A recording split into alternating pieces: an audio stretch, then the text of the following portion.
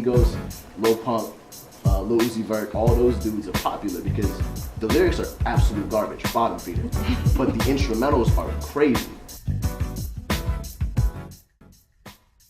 I think as of now they kind of do get the short end of the stick, but like it's starting to get better. So yeah, they do get the short end of the stick. Like the male artists right now are just like they're dominating right now. So like it's hard for some females to get on, but there are females that are getting on and are starting to like really like pop. I think that there aren't as many in the limelight or as many mainstream female rappers as there are male rappers. And when it comes to female rappers, they actually have to have good lyrics, have to have bars, whereas men, they just have to have a good producer. So if the beat goes hard, then their song is number one.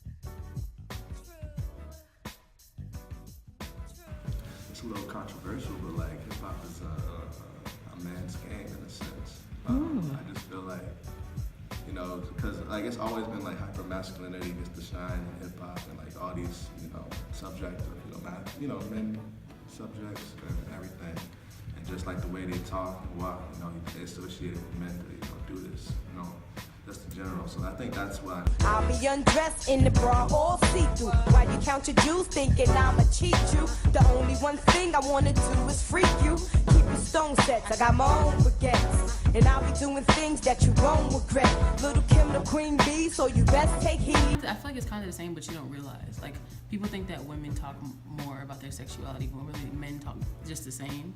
It just is normalized when men talk about it, talking about getting head or like sticking their finger in somebody's butt. Like, it's the same as Nicki Minaj always talking about her vagina.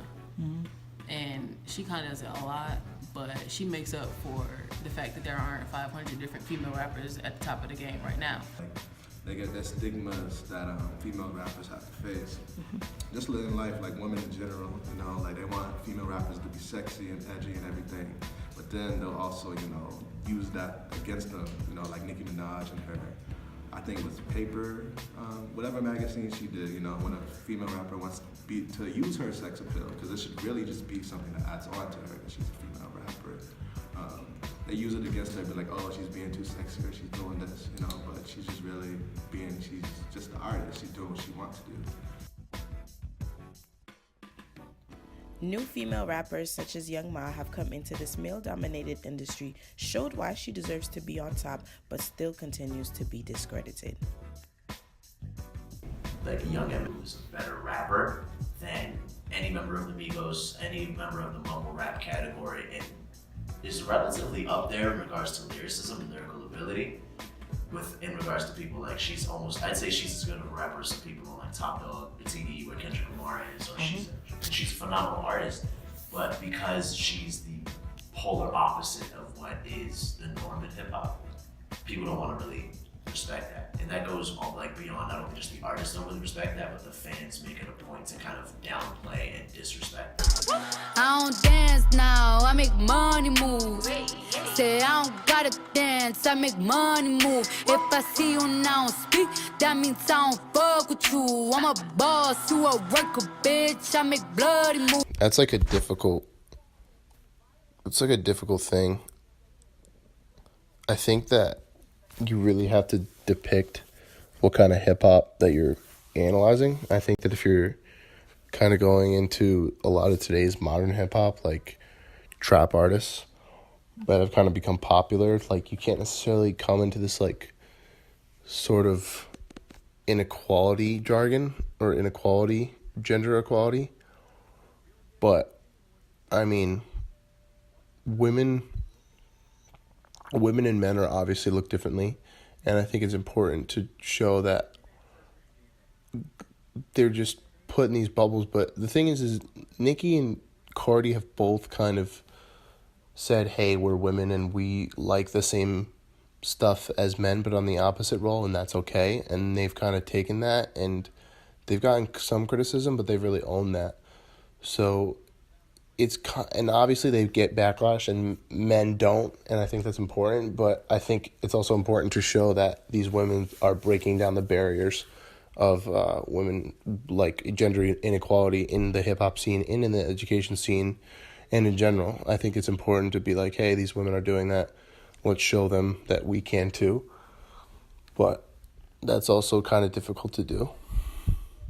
Like I said, you can use the actual music in like past videos. I can give you songs like Money, Cash Hole. They can use it in that sense to show like the bad side and negative side of things. And then also like how artists like Kendrick Lamar, who are like, they're showing light to this, these things all in hip hop, and like, he's showing like, wow, this is how it is. And then he's like being a leader. Like I forgot what video it was, but he showed the girls with the makeup, and then he showed the girl without the makeup. And I was like, wow, this is like real beauty. It's not the commercialized what they want me to show you, to be like, to think about this. Or even J. Cole's video, or how J. Cole talks, just about just hip hop in general. So I feel like you can learn a lot from both sides. Yes, you can see the most extreme, and then you can see, the other side where you have Kendrick and J. Cole and these other amazing rappers who are conscious rappers talking about like how, we need to give women more respect and just change the game and like really just, show a different image.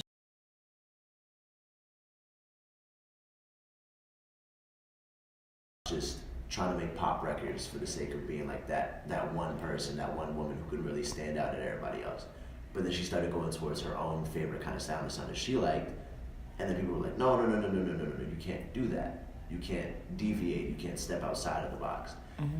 And I think that kind of mindset can be very useful in regards to teaching people about the business world, because a lot of people in the business world don't want you to step outside of the box. They don't want you to step outside of I sound like DJ Khaled, they don't want you to step out of that headspace where you want to just fit this mold. And if you don't fit that mold, then you don't get the job.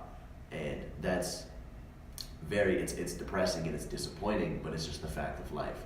And it's something that's going to change, I think, especially with a lot of people, with a lot of how like pushed to the forefront all of these social issues and things like that are coming.